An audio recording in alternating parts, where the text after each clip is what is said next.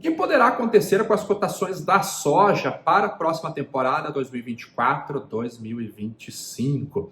Esse é o tema do vídeo de hoje. Se você não me conhece, eu sou Ale Delara, eu sou especialista em commodities e eu criei esse canal para trazer conteúdos de uma maneira que você nunca viu. Se você não é inscrito, inscreva-se no canal, ative o sininho para receber a notificação sempre que eu postar um conteúdo novo. Esse é o terceiro vídeo que eu faço anual, 6 meses antes da safra. Em 2022, vocês devem lembrar que eu fiz um vídeo dizendo que os preços iriam derreter em 2023, o que acabou se confirmando, né?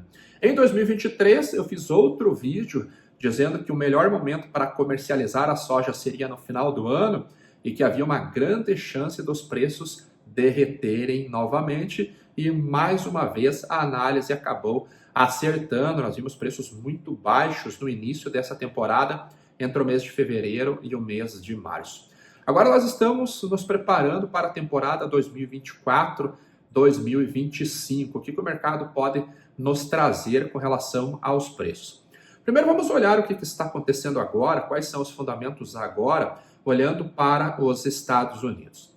Nesse momento, o país ele já terminou o seu plantio, houve um aumento de área em relação à temporada passada, até porque os preços da soja lá nos Estados Unidos estavam melhores do que o preço do milho. Então o produtor, até no processo de rotação de cultura, ele decidiu ampliar um pouquinho a sua área de plantio. Então nós estamos vindo aí com um pouco mais de 90 milhões de acres. O USDA, ele coloca no início da temporada uma expectativa de produção de 52 bushels por acre, o que nos cálculos simples aí nos trará uma produção próxima de 121 milhões de toneladas, o que seria a segunda maior produção da história nos Estados Unidos. O que poderia atrapalhar essa cultura, o que atrapalhar a soja de entregar um volume tão grande? O clima. As condições climáticas poderão ser um calo na produção americana, como foram nos 2 últimos anos. Só que, de acordo com os relatórios do USDA, o Departamento da Agricultura dos Estados Unidos, as condições das lavouras nesse momento são as mais altas desde a temporada de 2018. 69% das lavouras de soja estão em ótimas e excelentes condições. Então, com isso, nós poderemos retirar um pouquinho dos prêmios de risco relacionados a uma eventual quebra de safra ou perda de potencial produtivo. O reflexo nós vemos nas cotações da Bolsa de Chicago, que nesse momento, para a entrada da safra americana ao vencimento de novembro, elas trabalham abaixo de 11 dólares por bushel. Então, com relação à oferta, nós já temos um primeiro fundamento baixista. O que poderia equilibrar ou pelo menos segurar esta baixa? A demanda. Só que esse é um outro problema, talvez até mais grave do que a oferta. Quando nós olhamos as vendas norte-americanas para a próxima temporada, elas estão nesse momento em 1,3 milhão de toneladas. Este é o número mais baixo dos últimos 23 anos.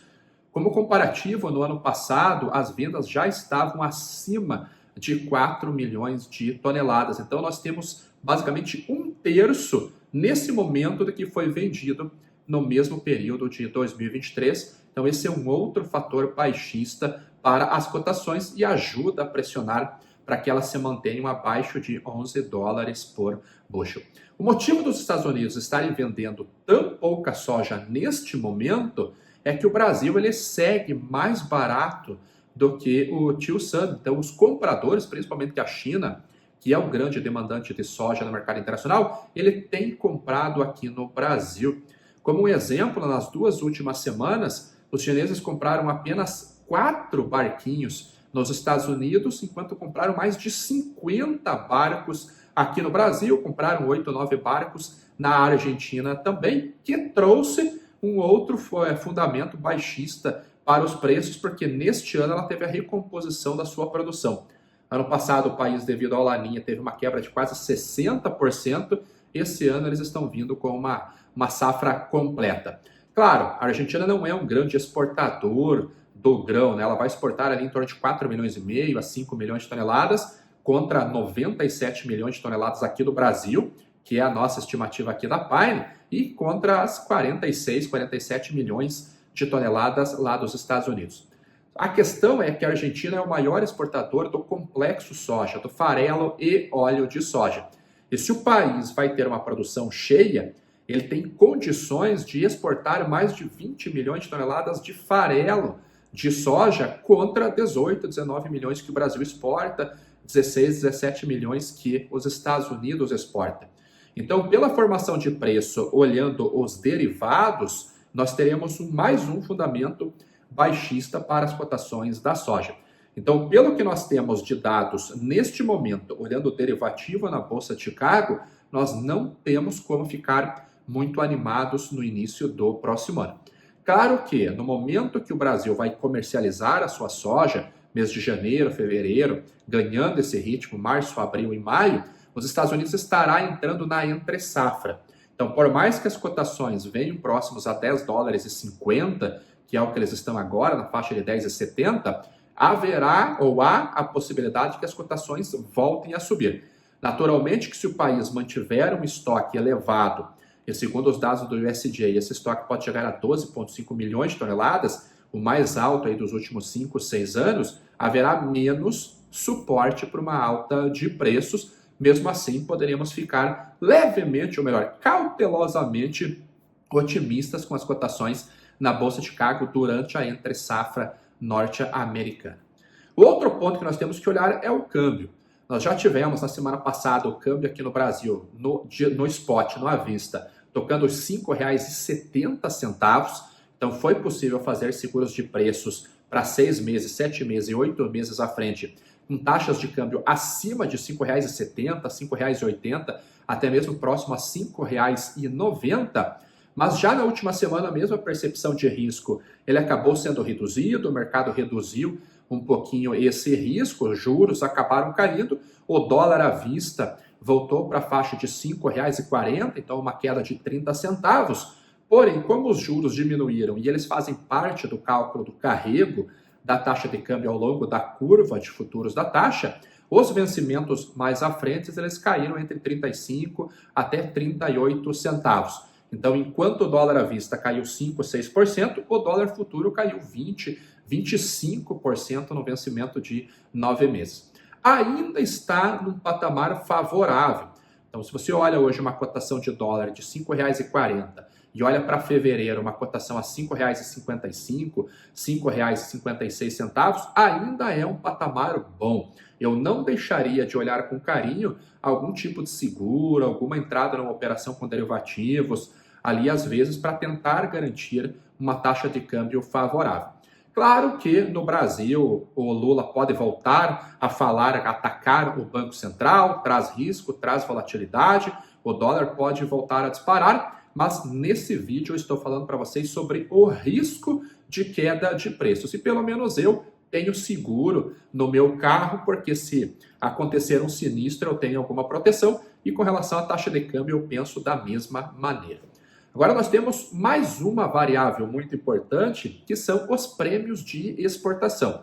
Em 2023 nós tivemos a mínima histórica na entrada da safra brasileira, o vencimento para entrega em março chegou a trabalhar abaixo de 200 pontos em relação a Chicago, ficou basicamente todo o ano de 2023 no negativo, o início desse ano também no negativo, e como nós previmos lá no mês de fevereiro, os prêmios voltaram a ficar positivos para entrega da segunda quinzena de maio e eles seguem se valorizando para as entregas do grão spot. Qual é a vantagem? Que na curva do prêmio para a próxima temporada nós já começamos a ver uma melhora também.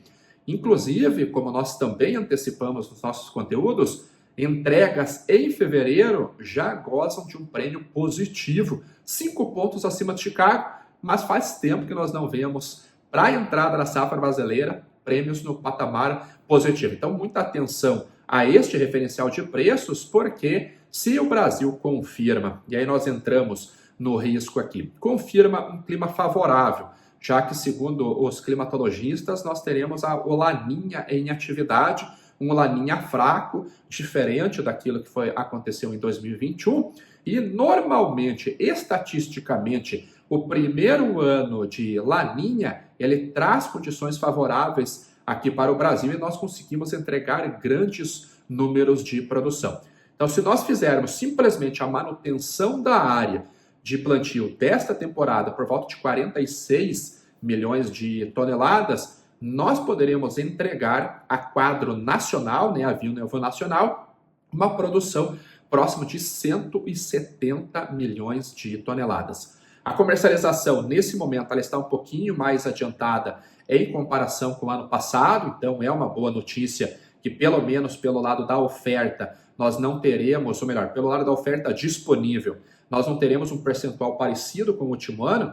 Mesmo assim, entregando uma safra de 170 milhões de toneladas, é muita soja para comercializar. Então, o cálculo que eu fiz de elasticidade dos preços, olhando a oferta e olhando a demanda, se o Brasil confirmar essa safra cheia, nós poderemos ter prêmios negativos novamente, talvez 180, 150 pontos abaixo da Bolsa de Chicago. Então, é um outro ponto de atenção, é a movimentação do clima com relação à entrada do Laninha e o desenvolvimento das safras brasileiras, né? Não vamos olhar a nossa fazenda simplesmente, vamos olhar um quadro geral, porque se o Brasil entrega uma safra grande, são os prêmios nos portos que acabam sofrendo. Um detalhe que nós temos observado agora, os preços no interior, eles seguem melhorando. Naturalmente que houve uma queda em relação à última semana devido a essa queda de mais de 30 centavos na taxa de câmbio. Mas, de maneira geral, os prêmios, olhando o referencial de prêmio e olhando o diferencial de base regional, nós temos esses preços seguindo melhorando. E aí traz a quarta preocupação que eu tenho, que é com relação à logística. Normalmente, quando nós deixamos para comercializar a soja na entrada da safra, você tem um aumento muito grande na demanda por logística e, naturalmente, que esse aumento na demanda ele acaba puxando os preços em conjunto. Então, fretes que hoje, Mato Grosso, por exemplo, estão sendo negociados aí na casa de 450, 460 dólares por tonelada, sentido Porto de Santos, Porto de Paranaguá, eles que já chegaram a serem negociados a 510, 520 reais por tonelada. Então, se houver uma produção grande e houver uma demanda grande na entrada da safra por logística, tanto transporte quanto armazenagem, nós poderemos ter mais pressão no diferencial de base regional, no basis regional. Então, é mais um ponto de atenção que eu peço para vocês. Então, pelo vídeo todo, nós podemos perceber que o risco é elevado, nós temos fundamentos, pelo menos pelo lado da oferta, que podem trazer preços mais baixos novamente na entrada da safra brasileira aqui entre o mês de fevereiro, março, abril e maio. Aonde que nós poderíamos ter um quadro que suportasse esta oferta grande e acabasse puxando as cotações na Bolsa de Chicago? Seria na demanda. Por um lado, nós temos uma boa notícia, que é o aumento na demanda por óleo de soja, já que tanto os Estados Unidos quanto o Brasil e outros países do mundo têm avançado nas pesquisas e no uso tanto de biocombustível quanto de diesel renovável, que é aquele que consegue substituir integralmente o diesel mineral. Então, já os mandatórios da EPA, Agência Ambiental dos Estados Unidos, já prevêem um maior uso de biocombustível. Aqui no Brasil, nós tivemos um aumento do uso de biodiesel no diesel mineral vendido nos postos, já estamos no B14, para aumentar no próximo ano, então isso deve ajudar na demanda por óleo vegetal. Como nós também estamos numa mudança, no início da mudança do ciclo pecuário, que nós registramos no início desse ano de 2024, as mínimas para a cotação do boi aqui no Brasil, nós poderemos ver a melhora dos preços para o segundo semestre. E no próximo ano, nessa virada, isso também pode aumentar o consumo de farelo de soja. Isso pode sustentar as cotações do diferencial de base se o farelo de soja estiver mais competitivo do que o milho, e ele deve estar por causa do aumento no consumo de óleo vegetal. Ou seja, se produz óleo, produz farelo. Se nós vamos consumir o óleo, nós temos que dar um jeito de consumir esse farelo. Então, a mudança do ciclo pecuário pode ser positivo para a demanda aqui no mercado doméstico também. E se nós tivermos preços competitivos, nós podemos até exportar um volume maior de farelo de soja do que nós vamos exportar neste ano. E na demanda internacional, nós temos que olhar para a China. Segundo o próprio Departamento de Agricultura dos Estados Unidos, a estimativa é que o país importe 109 milhões de toneladas, se não estou enganado, ou 105 milhões de toneladas. Então, esta é uma boa notícia. Porém, qual é o problema? Para fevereiro e para março, o país já está fazendo a sua cobertura, ou seja, ele já vai estar 100% coberto. Então, as compras terão que ser para a China receber entre abril, maio em diante. Então, se é esperado uma alta de preços na entrada da safra brasileira, talvez esse movimento antecipe um pouquinho, já que a China já vai começar a fazer a cobertura para meses mais longos, que foi o que aconteceu esse ano. Nós vimos aí no início de 2024 o Brasil batendo recorde de exportação em janeiro, compras que aconteceram na metade de 2023. Nós vimos um volume recorde em fevereiro, compras que aconteceram na metade do ano, na metade do terceiro trimestre. Março nós já tivemos uma queda, que são compras novas já mais próximos do final de ano. Maio nós tivemos a retomada dessas exportações e junho agora nós tivemos o recorde para o período. Para o mês de julho, nós já começamos a ver um line-up se formando, mas um volume um pouquinho mais baixo, até dentro da sazonalidade, mas seguimos exportando um bom volume. Então, a China tem comprado bastante soja, tanto da temporada 23-24, quanto já tem comprado para a temporada 24-2025. Então, apesar da expectativa de um crescimento na demanda chinesa, esta demanda já está começando para a soja da próxima temporada. Então, bastante atenção, porque o país deve seguir batendo recorde de exportação em janeiro, fevereiro, e se tudo der certo, março também. O Brasil pode exportar mais de 105 milhões de toneladas no próximo ano, mas essas vendas já começaram. Então, esses são os alertas que eu trago para vocês. Risco se gerencia, preço não se aposta, e como sempre o meu conselho é, não olhe só o preço. Comece olhando para as suas margens, estabeleça um alvo de margem que você quer buscar e a partir daí olhe o preço, porque quem analisa preço fica refém ao preço que está na tela, ao preço do dia, e normalmente isso dá errado, tá bom? Então espero que você tenha gostado desse vídeo, aguardo vocês até o próximo vídeo, curte, comente, compartilhe, ajuda o canal a crescer, tá bom?